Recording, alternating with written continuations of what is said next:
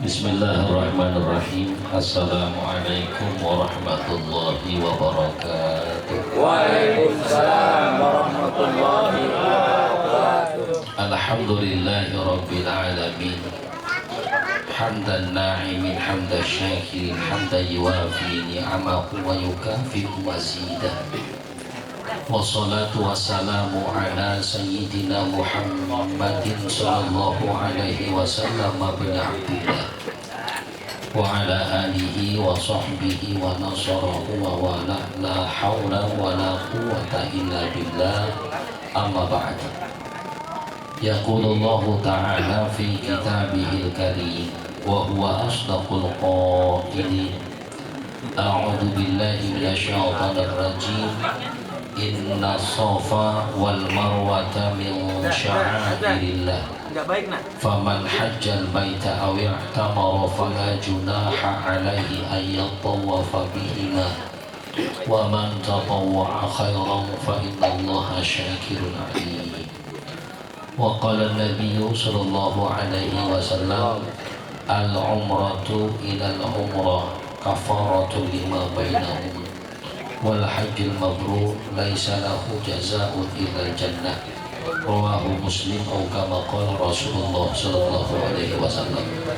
Shadaqallahu maulana al-azim wa shadaqa rasuluhul karim wa nahnu ala dzalika minasyahidin wa syakirina walhamdulillahi rabbil alamin. Al-Mukarramun yang sama-sama kita muliakan dan sama-sama kita hormati para guru-guru yang hadir. Wabil khusus ada guru kita Al-Mukarram Kiai Haji Jahrudin, mudah-mudahan beliau sehat terus dan senantiasa diberikan berkah oleh Allah Subhanahu wa taala. Al-Mukarram Ustaz Haji Rahim juga Ustaz Imam Abi Syauti, Ustaz Wasi Ali, ada Ustaz yang lainnya yang mohon maaf saya tidak sebutkan satu persatu, namun insya Allah tidak mengurangi rasa ta'zim dan hormat saya kepada para guru sekalian. Tak lupa juga Ustazah yang hadir, ibu-ibu, bapak-bapak semuanya, jamaah sekalian yang dirahmati Allah Subhanahu wa taala. Mudah-mudahan semua yang malam ini mendoakan untuk keberangkatan umroh kita punya saudara, mudah-mudahan di lain waktu kita bisa melaksanakan ibadah umroh. Boleh juga melalui guru kita Kiai Jahrudin, beliau besok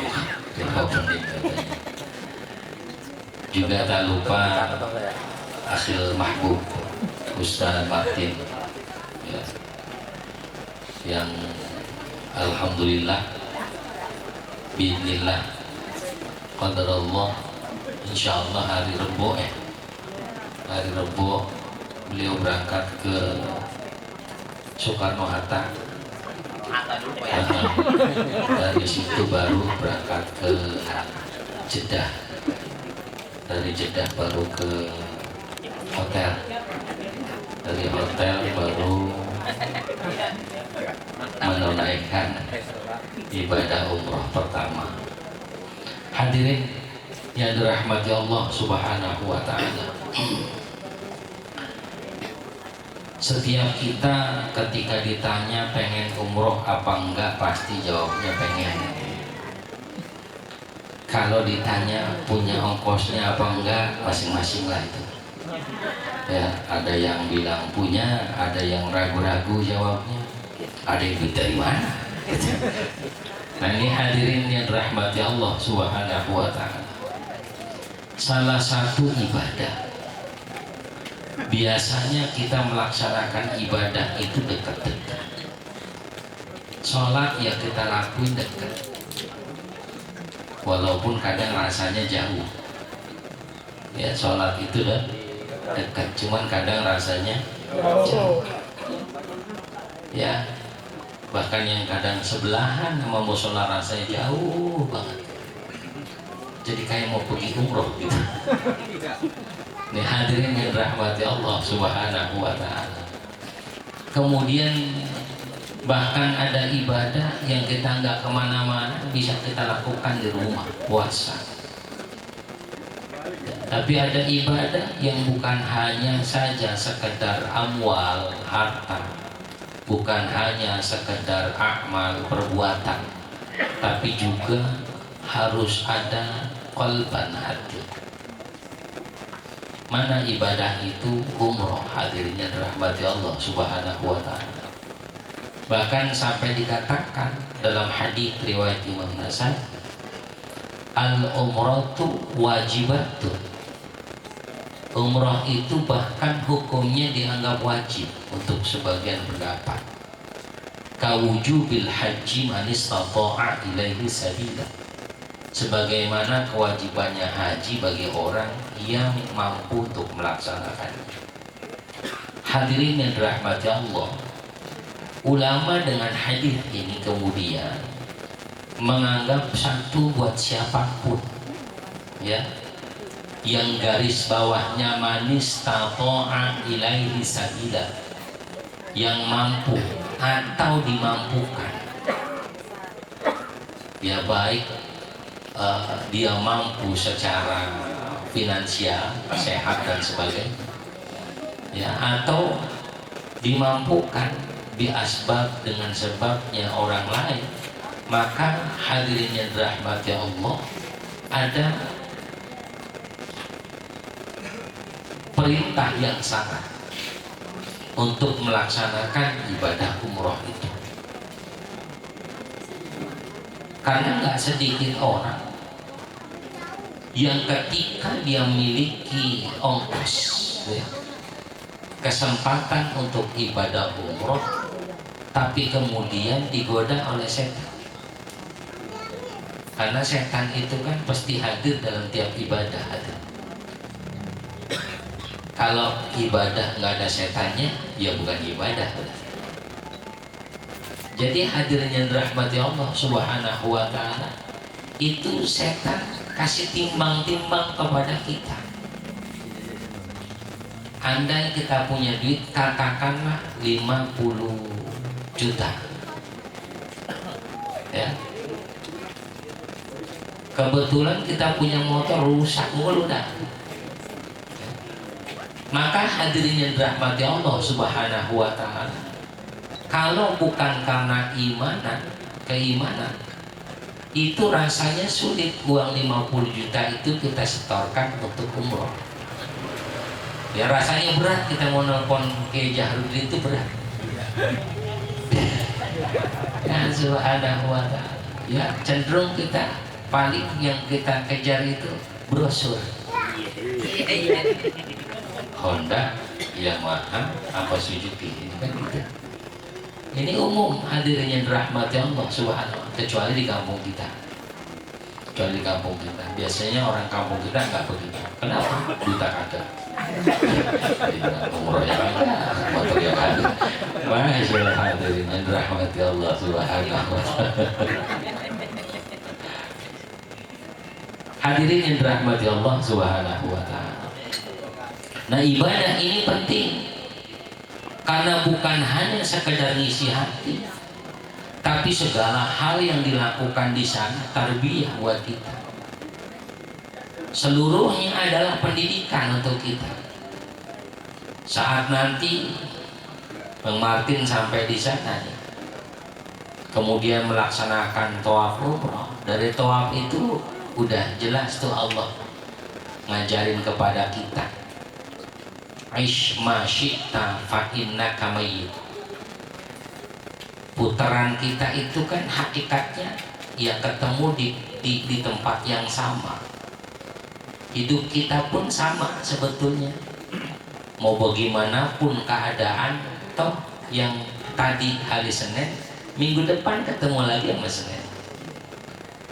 Besok Selasa, minggu depan ketemu lagi sama Selasa. Terus putranya cuma 7 hari. Hadirnya rahmat Allah Subhanahu wa ta'ala. Nah, orang yang tawaf itu beda-beda sifatnya. Ada yang tawafnya itu demen ngejek orang, ada.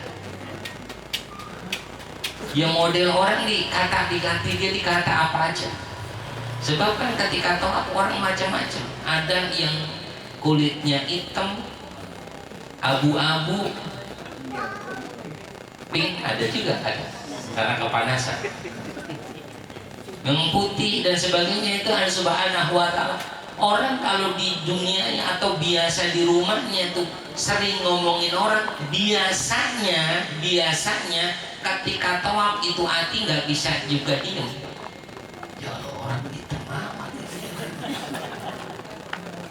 Apalagi hadirin yang dirahmati Allah, kita tawaf kebetulan kita punya postur tubuh nggak terlalu tinggi. Persis di depan kita itu orangnya rada tinggi, pas keteknya pisah. Itu sulit rasanya nggak ngomong apa-apa, sulit. Ya, entah kita ngomong misi enak amat. Kan kita macam-macam dikata. Nah hadirin yang dirahmati Allah, di situ kita diajarin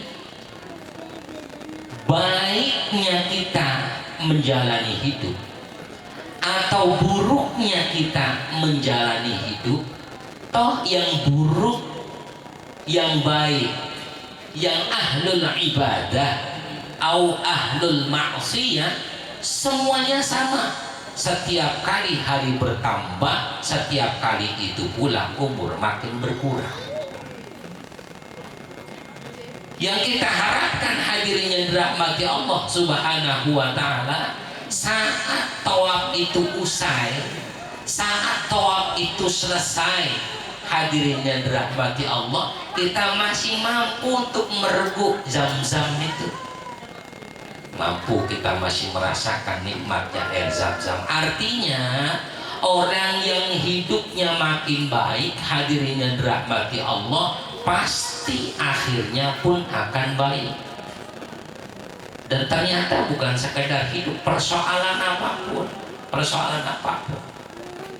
Kayak ini berangkat umroh diawali dengan kebaikan, ya, dimintanya kita untuk mendoakan ini Bang Martin. Nanti Bang Martin gantian doain kita. Kapan? Ntar di sono. Kalau dia masih sehat. Mudah-mudahan sehat panjang umur. Ya subhanahu wa ta'ala. Itu bakal doain kita. Dia pasti ingat sama kita, meskipun nggak ingat nama, tapi insya Allah wajah-wajah yang hadir pada hari ini itu Allah bakal ijabah doanya Bang Martin, insya Allah. Ya, mudah-mudahan yang hadir nih ya Roh, biar supaya bisa umroh gitu ya. Ya hadirin yang dirahmati Allah subhanahu wa ta'ala. Jadi tawaf itu pertama tadi mengajarkan kepada kita bahwa walikulli ummatin ajal fa idza jaa ajaluhum la yastakhiruna sa'ah wa la yastaqdimun. Setiap kita bakal mati pasti. Maka tadi Ustaz Imam itu baca ayatnya urusan kematian pertama. Walana buluwannakum inna lillahi wa inna ilaihi raji'un. Itu kata Ustaz Imam itu dalam ayat Quran tadi dibaca. Akhirnya tetap bicara tentang Safa Marwah, tentang umrah. Hadirin yang dirahmati Allah subhanahu wa ta'ala. Jadi pertama itu diajarkan betul bagaimana kita itu fawali wajhaka syatral masjidil haram. Setiap kehidupan kita arahkan total lillah saja sudah, kepada Allah saja.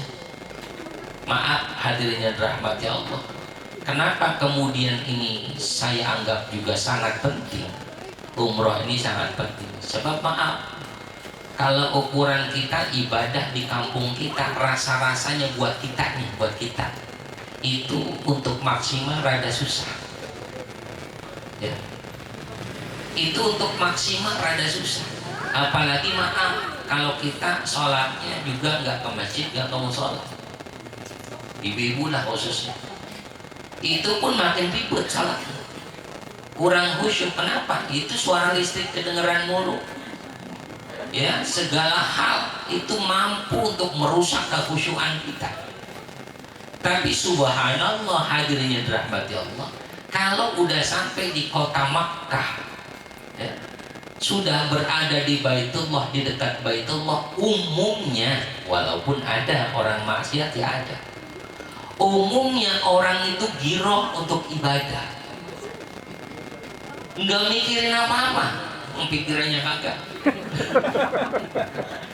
Nggak mikirin kenapa, apa yang dipikirin, dunianya disediain. Dia balik ke hotel, makanan udah sedia,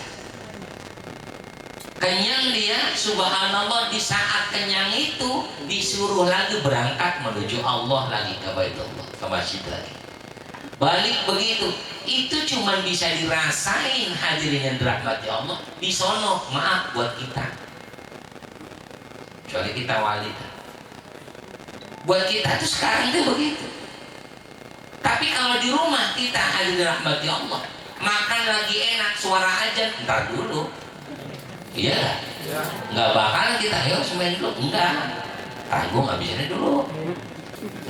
Tapi di sana enggak, hadirnya dirahmati Allah Subhanahu wa taala, serentak mereka, bahkan hadirnya dirahmati Allah, fastabiqul khairatnya terasa, berlomba-lomba dalam kebaikannya terasa. Ya, hadir rahmati Allah Subhanahu wa taala. Jadi orang yang melaksanakan ibadah umroh itu hakikatnya Allah latih dia supaya lebih dekat lagi kepada Allah Subhanahu wa taala. Supaya apa? Entar pulang ke rumah, yang dia dekat kepada Allah nularin kepada orang yang belum sempat imannya nambah. Jadi ceritanya bukan sekedar ya Allah enak banget di sana, bukan sekedar itu. Kalau enak mah dari zaman dulu yang ceritain enak udah banyak aja. Yang penting adalah bagaimana menularkan kebiasaan baik itu sampai kepada minimal orang-orang terdekat kita. Tapi saya yakin karena Bang Martin ini kan orang yang apa ya, mujahid. Dari dulu, dari tahun berapa saya kenal makhluk ini.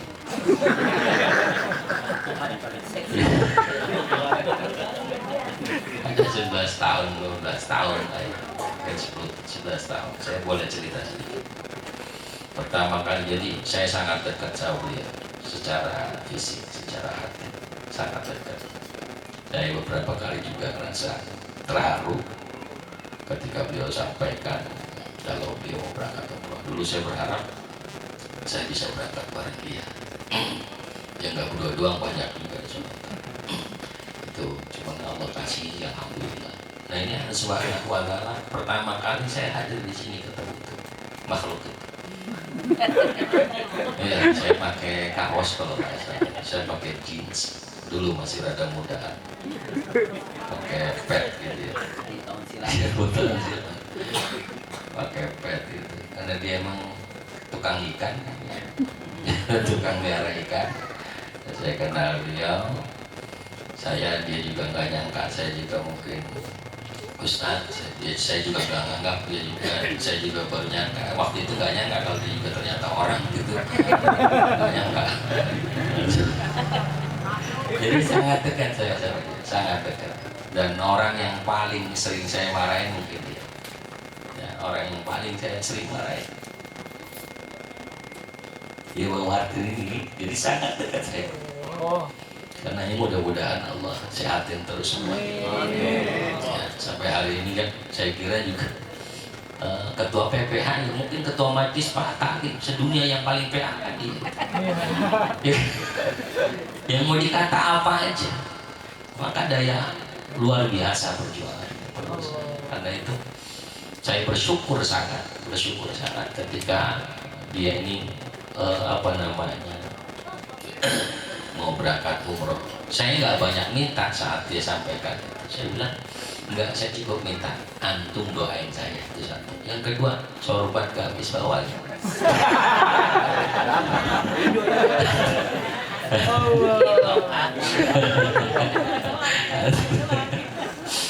Ya, karena itu jadi banyak hal. Satu sisi dia adik saya, satu sisi dia adik saya, sisi lain dia sahib saya ya. curhat segala hal dia sampaikan, urusan luar dalam, saking percaya dengan saya dia sampaikan segala hal. Karena itu dalam kondisi berat sebetulnya saya hadir ke sini ya, karena mata saya ini per 4 jam itu saya sakitnya luar biasa, karena bius itu habis, merasa bius itu habis 2 hari ini saya rasanya kalau sakit itu hadir sampai nangis-nangis ya. Saking sakitnya. Tapi alhamdulillah makanya saya minta panadol itu memang supaya untuk kurangi sakit. Nah hadirin yang dirahmati Allah Subhanahu wa taala. Jadi ketika tawaf itu bagaimana kita makin dekat dengan Allah. Kemudian inna safa wal marwah min sya'airillah. Safa marwah nanti guru kita jelasin lebih detail. Safa marwah itu mengajarkan kita bagaimana kita mencari dunia.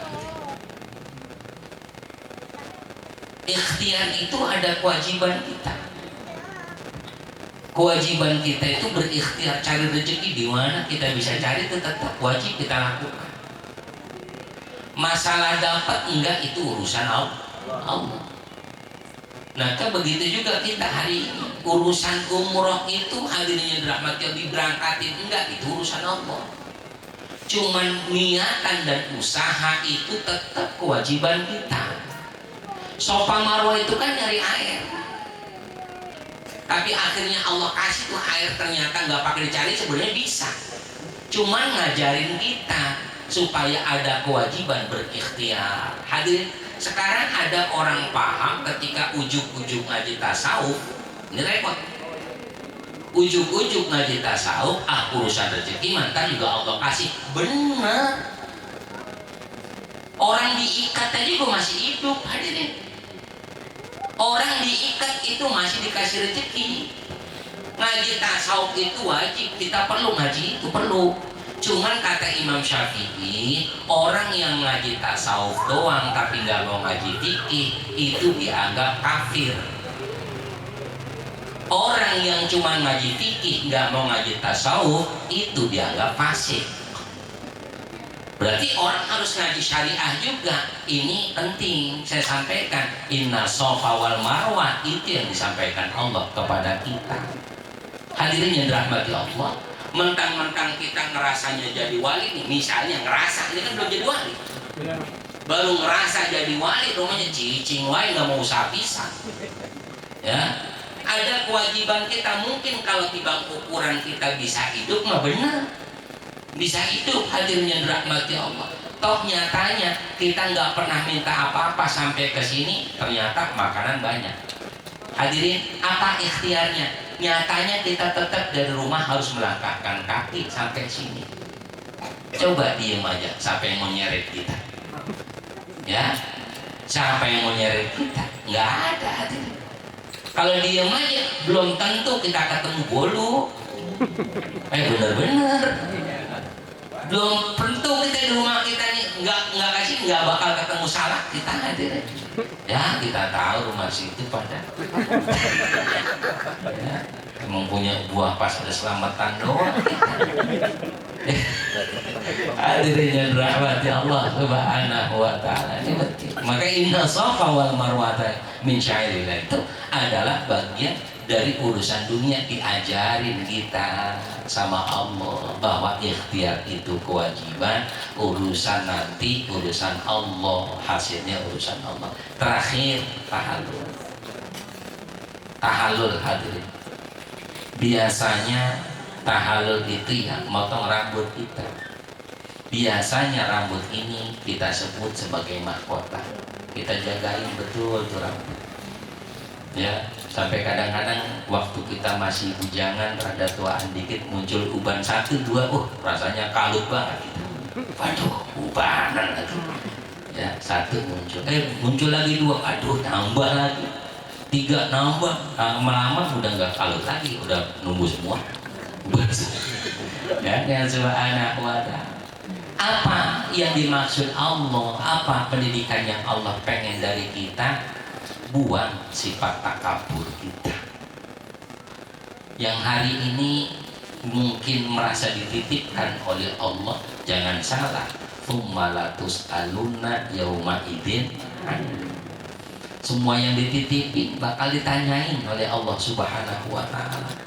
Yang hari ini merasa alim, pinter, ya awas, dikasih aja pikun, goblok seketika. Orang pikun mana yang pinter? Ya nggak? Orang pikun, orang makan aja kadang dia lupa. Makan apa bulan? Barusan makan, ada orang pikun dan Subhanahu wa Ta'ala. Jadi Allah simpel. Saya tadi sempat lihat berita di Hawaii. Di Hawaii itu ada satu pulau khusus buat orang-orang kaya, ya, buat orang-orang kaya itu luar biasa, villa-villanya, hotel-hotelnya mewah semua. Tapi subhanallah, itu seketika Allah luluh lantahkan dengan api dan subhanallah kebakaran.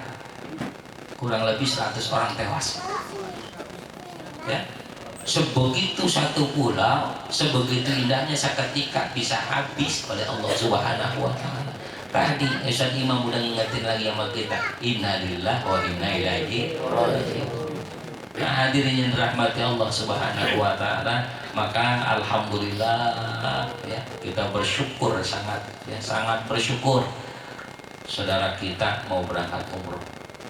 Titik apa sesuatu yang paling penting saya kira buat Bang Martin, bahwa gunakan semaksimal mungkin waktu di sana untuk ibadah. Ya ngopi-ngopi bukan nggak boleh, boleh. Ya. Dulu saya waktu umroh orang sini juga ngopi mulu gitu. Jadi itu bagian dari ibadah juga. Apapun yang bisa kita lakukan sebaik mungkin di sana, maksimalkan. Insya Allah pulang harus ada bekas. Ya. Orang yang berangkat haji pulangnya bekasnya jadi haji enggak, ya bukan itu persoalannya. Sebab haji itu sebetulnya panggilannya cuma ada di Indonesia doang. Ya, kenapa kok di Indonesia doang, di negara lain nggak ada? Di Indonesia ada. Sebab dulu mah harus didata sama company yang udah berangkat haji, harus disebut haji. Takut-takut biar bawa paham-paham dari Timur Tengah, paham-paham yang memberontak penjajah itu. Jadi orang yang hari ini udah berangkat haji pengen dipanggil haji, berarti emang dia dicatat sama company sebetulnya. Ya, biasa aja mau dipanggil apa kayak gitu ya. Pulang haji dipanggil kunyuk, boleh nggak? Ya jangan. Yang nggak haji juga nggak boleh. Subhanahu wa ta'ala. Sebab itu ya Martin supaya jaga sehat. Kalau nggak musim apa? Oke, masih musim panas. Musim durian enggak? Ya musim panas, karena itu biasanya juga musim panas sama musim dingin. Musim panas di sana biasanya gampang pilek juga kita, ya. Dan lupa oleh-olehnya Tales Bogor, sama pulang kaling, emang pamijahan. Bapak Ibu yang dirahmati Allah Subhanahu wa Ta'ala. Mudah-mudahan ini sekedar rasa tasyakur saya aja, bukan tausiah, karena tausiah nanti disampaikan guru-guru kita. Ini rasa berterima kasih saya khususnya buat empok-empoknya nih yang luar biasa mensupportnya. Empok-empok biar pada sehat nih. Amin. Karena sekali lagi kedekatan saya sama Martin ini bukan sekedar sama dia, sama empoknya juga, sama nyaknya juga, sama nyaknya. Masih alhamdulillah ya. Enak ngomong namanya itu, kita kemana dia kemana. Ya bodo amat, kita minta berkahnya gitu. Assalamualaikum, mohon maaf. Assalamualaikum warahmatullahi wabarakatuh. Waalaikumsalam warahmatullahi wabarakatuh.